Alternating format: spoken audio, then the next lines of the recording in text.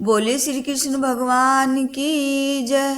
आज हम इस वीडियो में आंवला नवमी की पूजा विधि और कथा सुना रहे हैं। आंवला नवमी कार्तिक शुक्ल पक्ष की नवमी तिथि को मनाई जाती है। इस बार आंवला नवमी 2 नवंबर 2022 को है। आंवला नवमी को अक्षय नवमी के रूप में भी जाना जाता है। आंवला नवमी की पूजा संपन्न करने पर भक्त को अक्षय फल की प्राप्ति होती है। शास्त्रों के अनुसार अक्षय नवमी के दिन किया गया पुण्य जन्म जन्मांतर तक खत्म नहीं होते हैं। इस दिन किए गए शुभ कार्य जैसे दान, पूजा, भक्ति, सेवा आदि का पुण्य कई जन्मों तक प्राप्त होता है। इस दिन आंवले के पेड़ के नीचे भोजन पकाया जाता है तथा परिवार के सभी सदस्य एक साथ बैठकर उस भोजन को ग्रहण करते हैं। महिलाएं इस पूजा का पालन बच्चों की खुशी पाने और उन्हें अच्छी तरह से करने के लिए करती है। तो चलिए जान लेते हैं आंवला नवमी पूजा विधान और फिर शुरू करते हैं कथा। आंवला नवमी के दिन महिलाओं को सुबह स्नान करना चाहिए और अपने पास स्थित किसी भी आंवले के पेड़ के पास जाना चाहिए और उस स्थान पर सफाई करनी चाहिए। इसके बाद आंवले के पेड़ के नीचे पूर्व दिशा में खड़े होकर जल और दूध चढ़ाए। इसके बाद पूजा आदि करने के बाद पेड़ के चारों ओर रुई लपेटे और परिक्रमा करें। अंत में आंवले की आरती उतारे और परिवार की सुख समृद्धि की कामना करें। एक बार देवी लक्ष्मी पृथ्वी पर भ्रमण करने आई।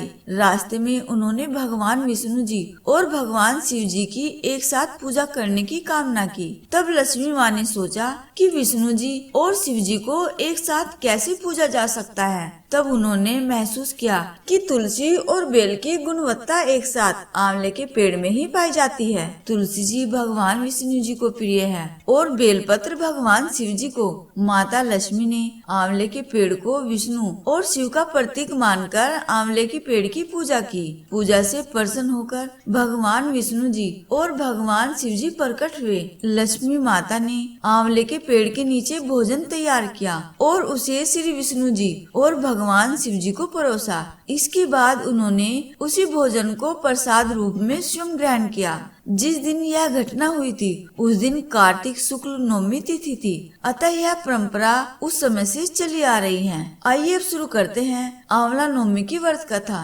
एक राजा था, उसका प्रण था वह रोज 100 मन आंवले दान करके ही खाना खाता था। इससे उसका नाम आंवल्या राजा पड़ गया। एक दिन उसके बेटे बहू ने सोचा कि राजा इतने सारे आंवले रोजाना दान करते हैं, इस प्रकार तो एक दिन सारा खजाना ही खाली हो जाएगा। इसलिए बेटे ने राजा से कहा कि उसे इस तरह दान करना बंद कर देना चाहिए। बेटे की बात सुनकर राजा को बहुत दुख हुआ और राजा रानी महल छोड़कर बियाबान जंगल में जाकर बैठ गए। राजा रानी आंवला दान नहीं कर पाए और प्रण के कारण कुछ खाया नहीं। जब भूखे प्यासे 7 दिन हो गए तब भगवान श्री हरि ने सोचा कि यदि मैंने इनके प्रण का मान नहीं रखा और इसका सत्य नहीं रखा तो विश्वास चला जाएगा। इसलिए भगवान ने जंगल में ही महल, राज्य और बाग बगीचे सब बना दिए और ढेरों आंवले के पेड़ लगा दिए। सुबह राजा रानी उठे तो देखा कि जंगल में उनके राज्य से भी दुगना राज्य बसा हुआ है। राजा रानी से कहने लगे,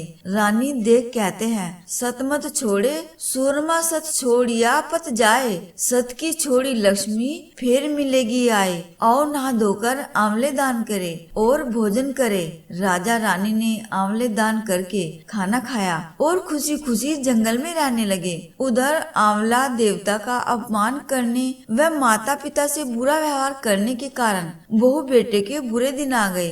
राज्य दुश्मनों ने छीन लिया, दाने दाने को मोहताज हो गए और काम ढूंढते हुए अपने पिताजी के राज्य में आ पहुँचे। उनके हालात इतने बिगड़े हुए थे कि पिता ने उन्हें बिना पहचाने हुए काम पे रख लिया। बेटे बहू सोच भी नहीं सकते कि उनके माता पिता इतने बड़े राज्य के मालिक भी हो सकते हैं, सो उन्होंने भी अपने माता पिता को नहीं पहचाना। एक दिन बहू ने सास के बाल गूंथते समय उनकी पीठ पर मस्सा देखा। उसे यह सोचकर रोना आने लगा कि ऐसा मस्सा मेरी सास के भी था। हमने यह सोचकर उन्हें आंवला दान करने से रोका था कि हमारा धन नष्ट हो जाएगा, आज वे लोग न जाने कहाँ होंगे। यह सोचकर बहू को रोना आने लगा और आंसू टपक टपक कर सास की पीठ पर गिरने लगे। रानी ने तुरंत पलटकर देखा और पूछा कि तू क्यों रो रही है। उसने बताया कि आपकी आपकी पीठ जैसा मस्सा मेरी सास की पीठ पर भी था। हमने उन्हें आंवले दान करने से मना कर दिया था, इसलिए वे घर छोड़कर कहीं चले गए। तब रानी ने उन्हें पहचान लिया, सारा हाल पूछा और अपना हाल बताया। अपने बेटे बहू को समझाया कि दान करने से धन कम नहीं होता बल्कि बढ़ता है। बेटे बहू भी अब सुख से राजा रानी के साथ रहने लगे। हे भगवान, जैसा राजा रानी का सत रखा वैसा सबका सत रखना और इस कथा को कहने और सुनने वाले सारे परिवार का सुख रखना। बोले श्री हरि विष्णु भगवान की जय।